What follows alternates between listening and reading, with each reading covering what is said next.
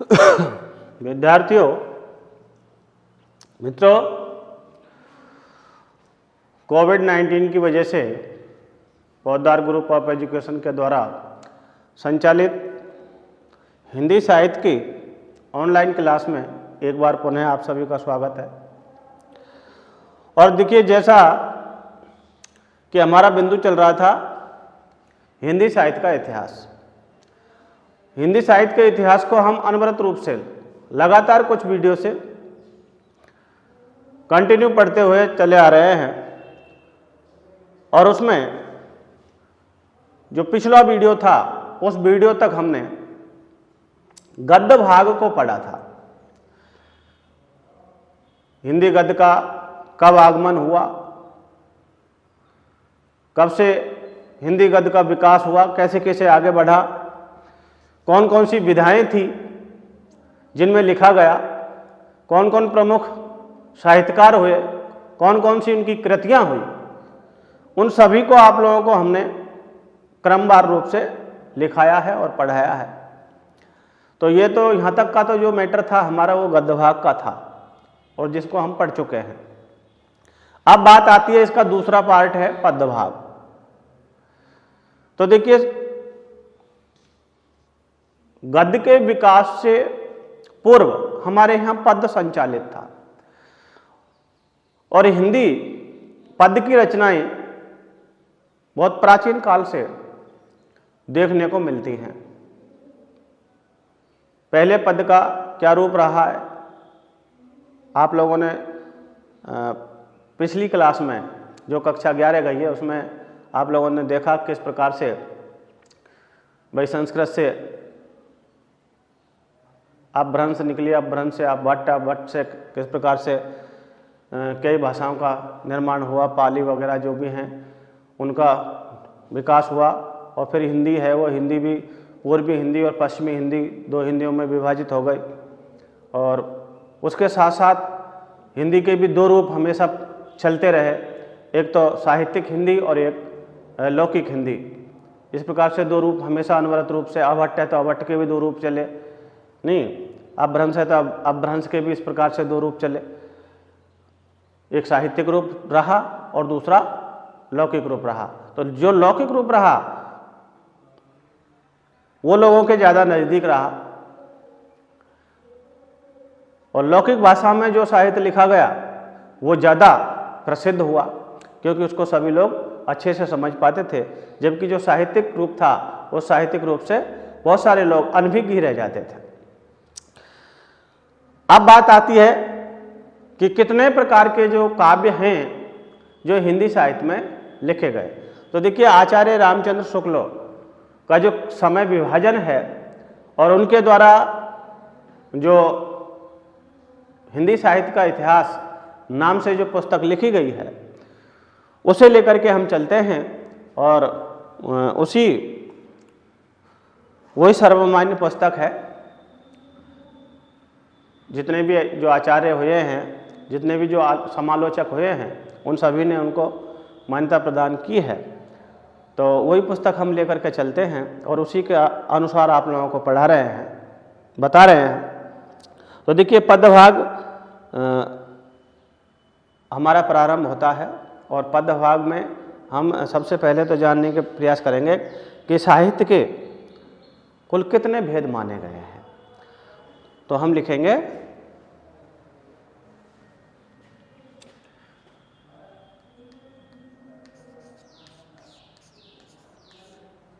हिंदी साहित्य के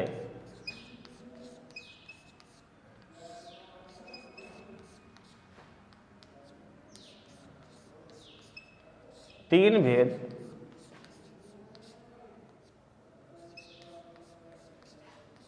माने गए हैं। कितने भेद माने गए हैं? तीन भेद माने गए हैं। कौन कौन से माने गए हैं?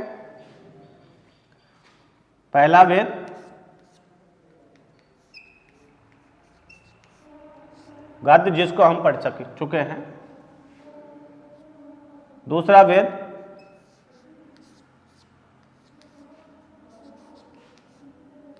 पद, जिसको हम पढ़ने जा रहे हैं। और एक इसका देखिए जो काव्य है वो एक और लिखा गया जिसे चंपू के नाम से जाना जाता है। चंपू। कितने? 3 हैं। तीसरा चंपू के नाम से जाना जाता है। अब देखिए तीनों के जो बारे में अगर हम थोड़ी थोड़ी सी जानकारी प्राप्त करें तो वो बहुत ज़रूरी है। आप समझ पाओगे कि गद्य क्या है, पद्य क्या है और चंपू क्या है। तो देखिए इसको आप गद्य का जो स्वरूप है जिससे आप परिचित हैं, जिसमें निबंधक, आपके कहानी है, उपन्यास है, नहीं डायरी है, लेखन है, पत्र संस्मरण है, रिपोर्टाज है, वो जो लिखे गए जिसको हम डिटेल से पढ़ चुके हैं, तो वो एक गद्य का स्वरूप होता है, गद्यात्मक रूप से जो लिखा जाता है। अगला आता है आपके पद्य। तो पद्य भाग में काव्यात्मक रूप से जो पंक्तियां लिखी जाती हैं, जिनको पढ़ा जा सकता है और जिनका अर्थ थोड़ा दुर्हेय होता है, वो पद्यात्मक काव्य के अंतर्गत आता है, पद्य कहलाता है। अर्थात किसी कविता को हम पद्य कह सकते हैं। अब उसमें वो किसी भी छंद में लिखी गई हो। अब इसमें भी आपको थोड़ा सा यहाँ हल्का सा ये जान लेना अति आवश्यक है कि जो पद्य का रूप है वो भी 2 प्रकार का पाया जाता है। एक तो पाया जाता है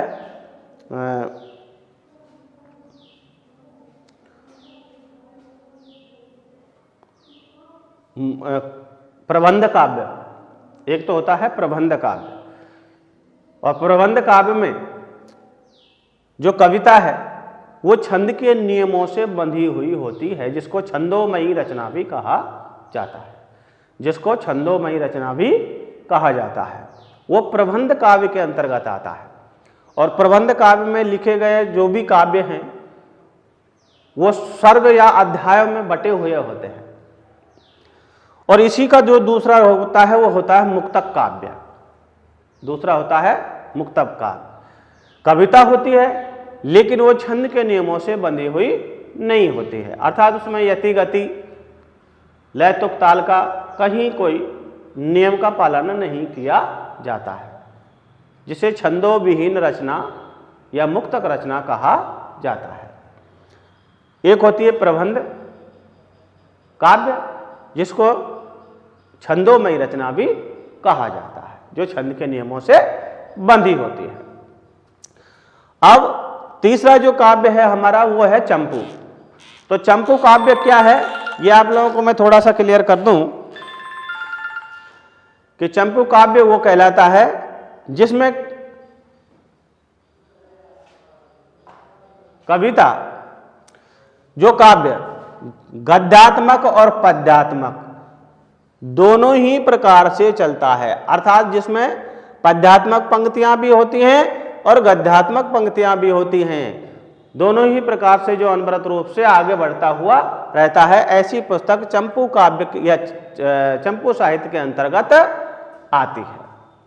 तो ये चंपू साहित्य भी हमारे यहाँ पर लिखा गया है।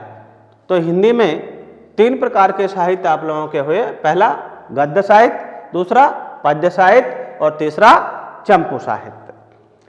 अब हम काव्य शास्त्र के बारे में जानेंगे। तो देखिए सबसे पहले तो काव्य। तो काव्य क्या है?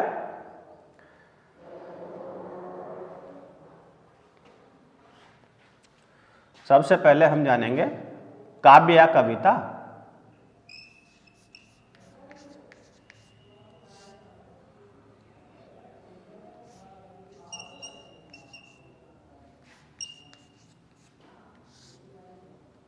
काव्य या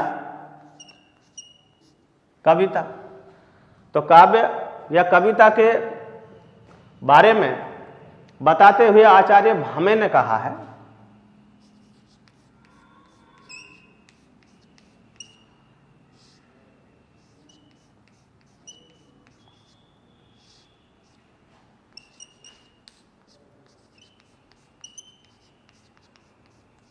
आचार्य भामे के अनुसार हम पढ़ेंगे।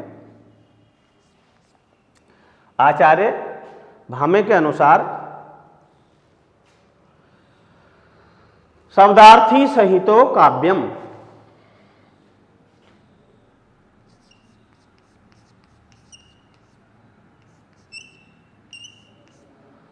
शब्दार्थी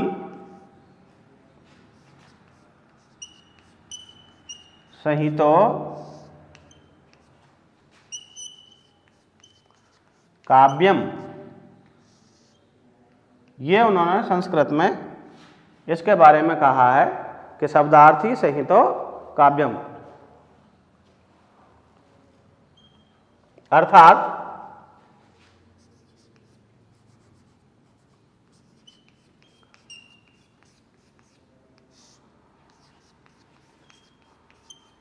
शब्द और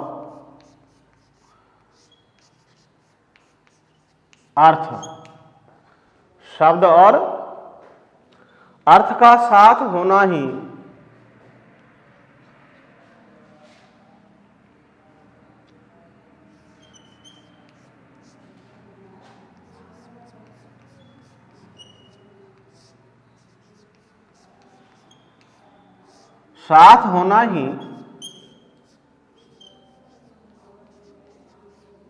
काव्य है। इस प्रकार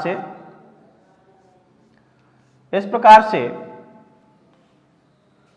आचार्य भामे ने काव्य के बारे में बताया है।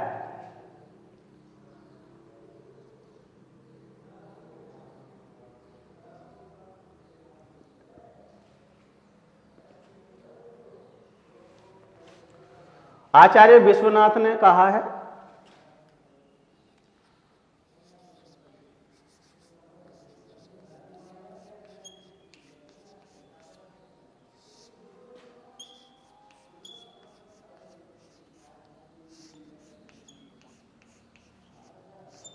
आचार्य विश्वनाथ के अनुसार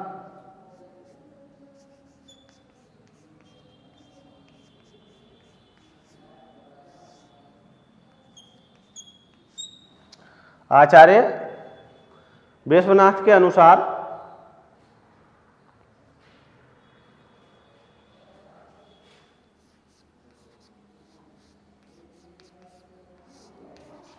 रस में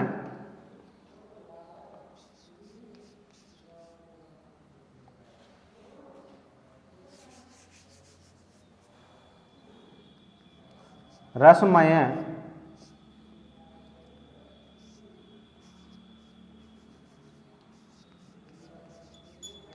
वाक्य ही काव्य है।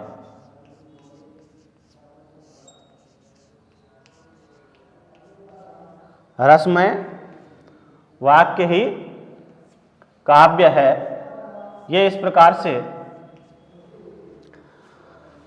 आचार्य विश्वनाथ ने काव्य के बारे में कहा है।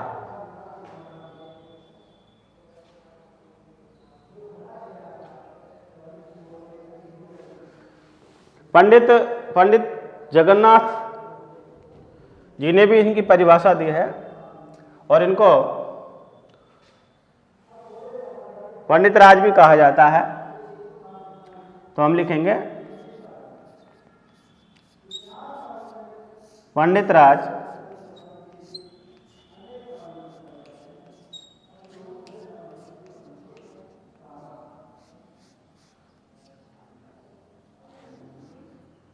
जगन्नाथ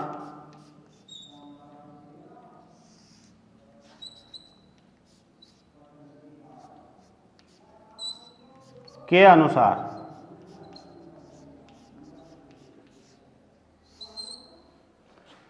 पंडित राज जगन्नाथ के अनुसार रमणीय अर्थ का प्रतिपादक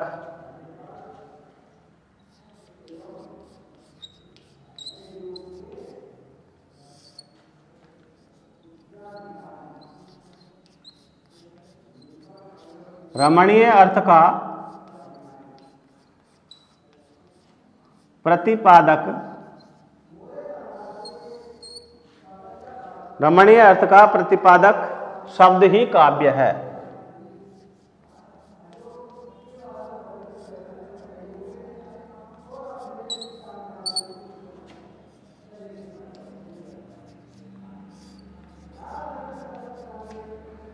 तो ये 3 परिभाषा आप लोगों के सामने यहाँ है, ये काव्य कविता के बारे में कि कविता क्या है, काव्य क्या है, उसके बारे में बताया गया है। तो यहाँ तक इसको एक बार आप नोट कर लीजिए और उसके बाद हम आगे बढ़ते हैं। तो देखिए, अब जब काव्य चल रहा है और काव्य के बारे में हम पढ़ रहे हैं, जान रहे हैं कि काव्य क्या होता है।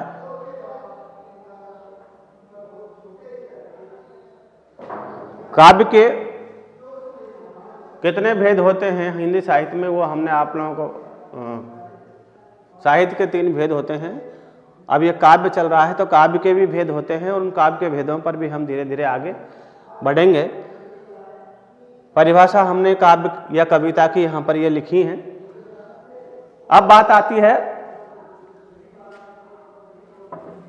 कि जो काव्य है, यह काव्य भी 2 पक्षों में बटा हुआ होता है। कितने पक्षों में बटा हुआ होता है? 2 पक्षों में बटा हुआ होता है। कौन कौन से में बटा हुआ होता है?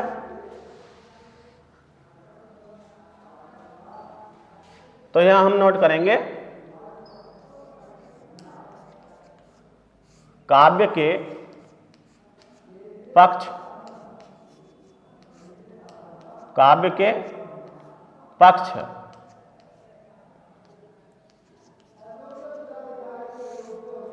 इसमें लिखेंगे हम काव्य या कविता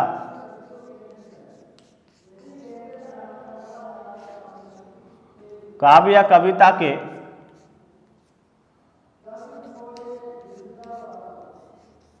दो पक्ष होते हैं। कितने पक्ष होते हैं? 2 पक्ष होते हैं। कितने पक्ष होते हैं? 2 पक्ष होते हैं।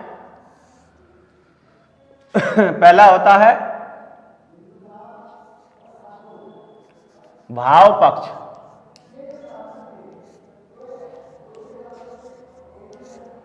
और दूसरा होता है कला पक्ष। भाव पक्ष और दूसरा होता है कला पक्ष।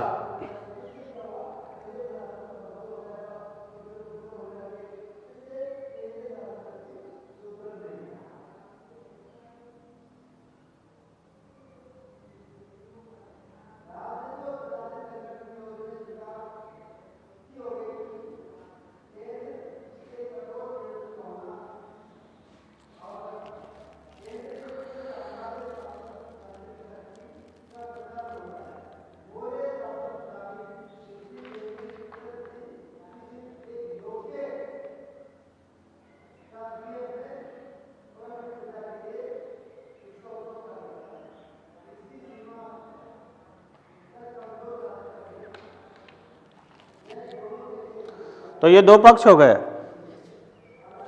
अब इनके बारे में हम थोड़ा सा यहाँ जानकारी प्राप्त करेंगे और उसको लिखेंगे, नोट करेंगे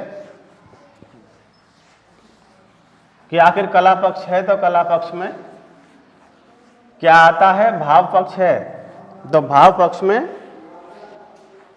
क्या होता है और उसके साथ साथ दोनों का काव्य में क्या महत्व होता है।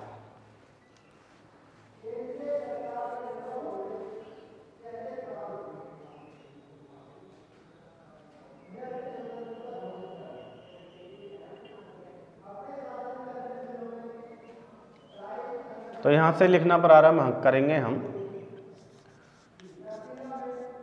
काव्य या कविता में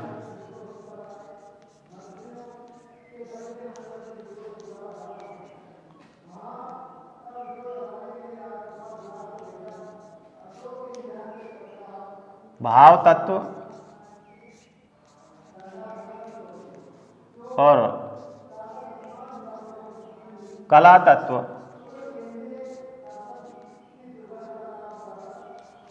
अभिन्न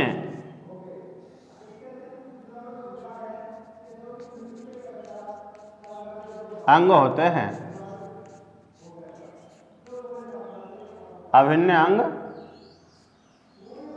होते हैं।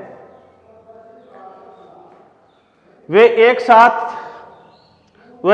प्रक्रिया के सहजात अंग हैं।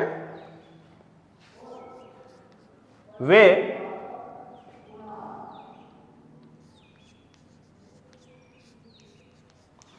एक सहज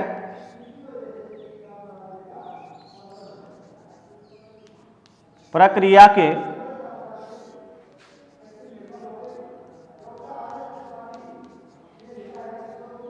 सहजात अंग हैं। वे एक सहज प्रक्रिया के सहजात अंग हैं, किंतु फिर भी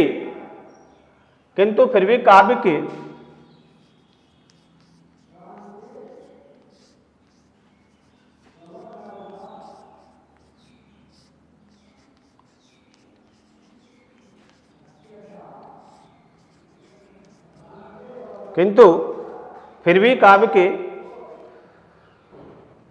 बाह्य और अंतरंग सौंदर्य के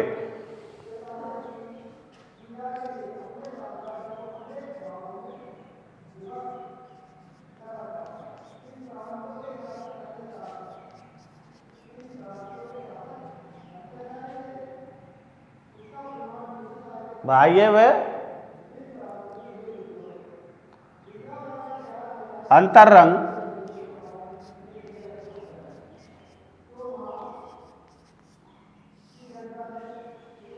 सौंदर्य के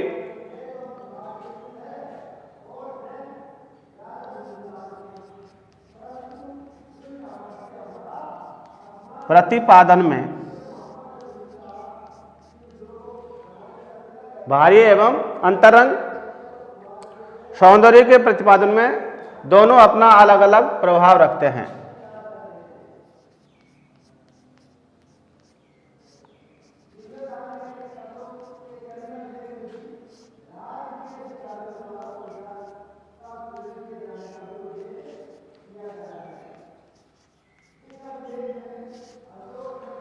दोनों अपना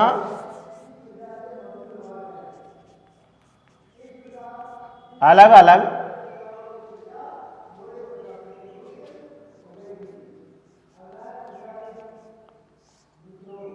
प्रभाव रखते हैं।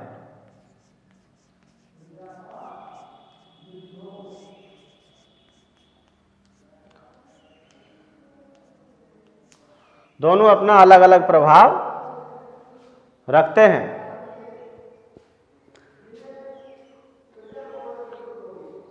अब देखिए कला पक्ष और भाव पक्ष। तो हम भाव पक्ष लेकर के चलते हैं।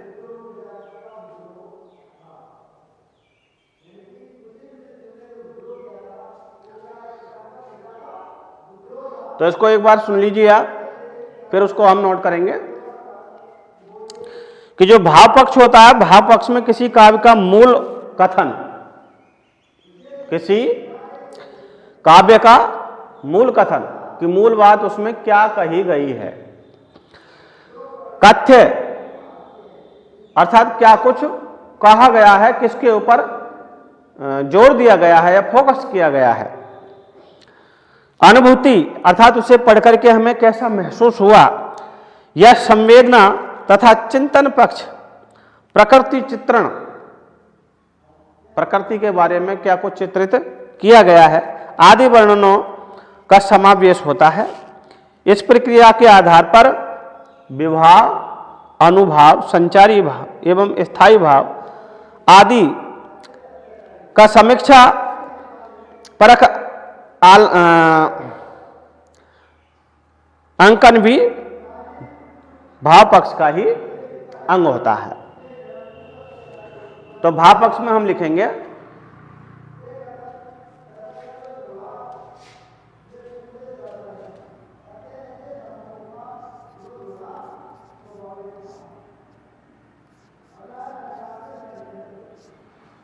भाव पक्ष में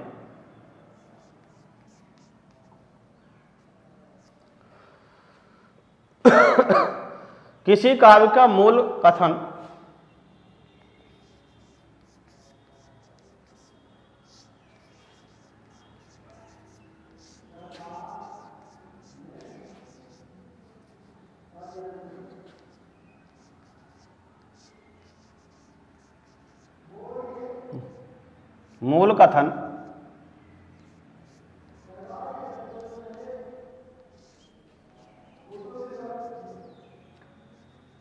कथ्य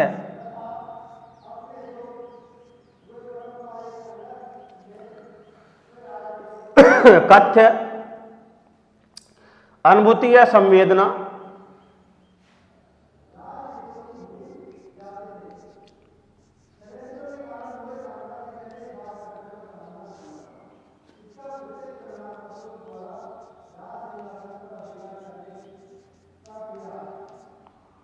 अनुभूति या संवेदना तथा चिंतन पक्ष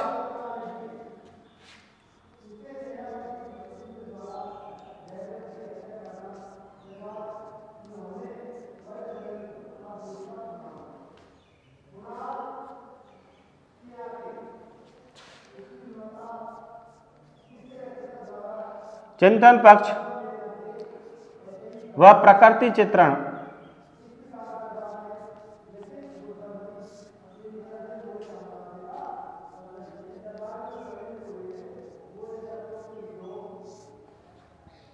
प्रकृति चित्रण आदि वर्णों का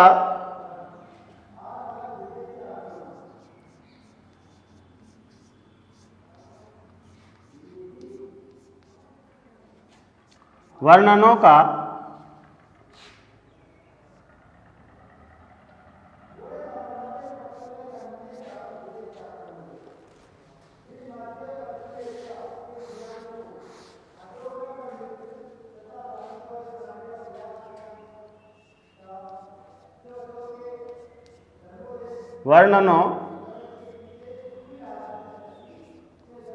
वर्णनों का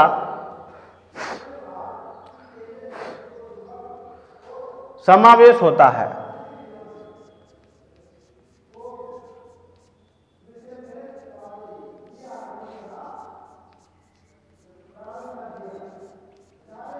आदि वर्णनों का समावेश होता है। इस प्रक्रिया के आधार पर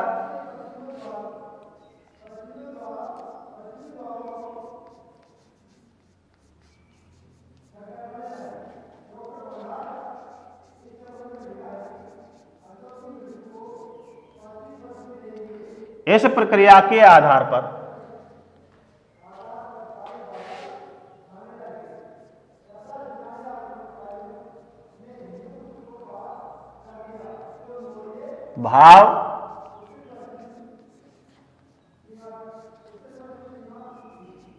विभाव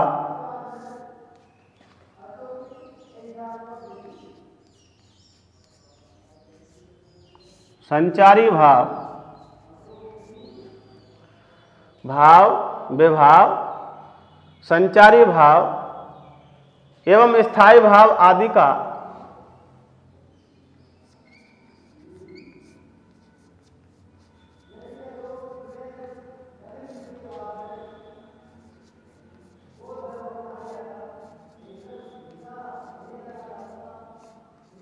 स्थायी भाव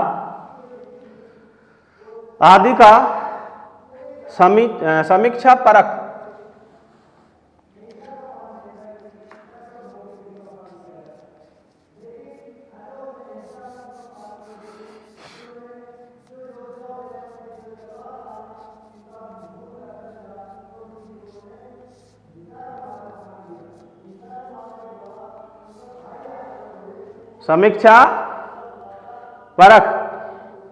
अंकन भी होता है।